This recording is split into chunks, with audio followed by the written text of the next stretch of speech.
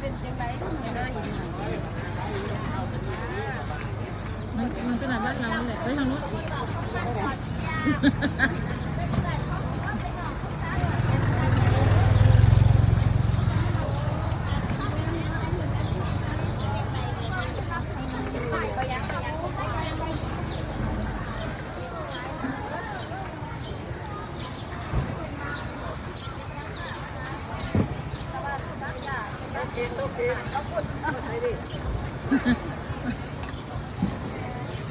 ป้า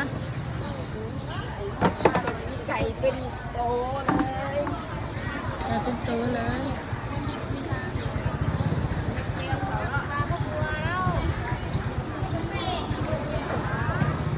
ของต่างประเทศ